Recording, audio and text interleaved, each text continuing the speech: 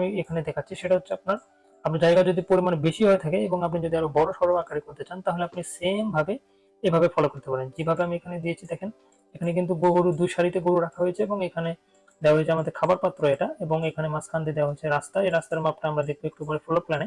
এবং এখানে যে বিষয়টা, এখানে খাবার পাত্র দেওয়া হয়েছে আপনার সবগুলো গরুর জন্য। এখানে ১০টা গরুর ব্যবস্থা করা হয়েছে, সবার জন্য দেওয়া হয়েছে একটাই খাবার পাত্র। এছাড়া যদি আপনি এটাকে আলাদা আলাদা করতে পারেন তাহলে আপনি জাস্ট ভিতরে একটা করে ওয়াল দিয়ে আপনি এটাকে আলাদা করতে পারেন। সো এখানে আরেকটা বিষয় যেটা বলবো সেটা হচ্ছে যাদের বড় গরু ফার্ম তারা কিন্তু এভাবে করতে পারেন যে আপনি এই একটা যে পাত্র যেটা, এটাকে আপনি নর্মাল খাবারের জন্য দিতে পারেন, যেমন ধরেন যে ঘাস বা অন্যান্য কিছু। এবং এখানে যদি আপনি আলাদা আলাদা করে দেন প্রত্যেক গরুর জন্য আলাদা আলাদা, তাহলে আপনি কিন্তু এখানে যে পানি জাতীয় যে খাবারগুলো এখানে কিন্তু আপনি, বা দানাদার যে খাবারগুলো সেটা কিন্তু তাদের জন্য আলাদাভাবে দিতে পারেন। এবং এখানে আরেকটা বিষয় আমি যেটা বলবো সেটা হচ্ছে আপনার এখানে আমরা যে বিষয়টা করছি সেটা হচ্ছে এই একটা ফার্ম সেম এইভাবে আপনার যদি গরুর পরিমাণ বেশি হয়ে থাকে, যেমন এটাকে আমরা দিয়েছি এই সাইডে ১০টা গরু, এই সাইডে ১০টা,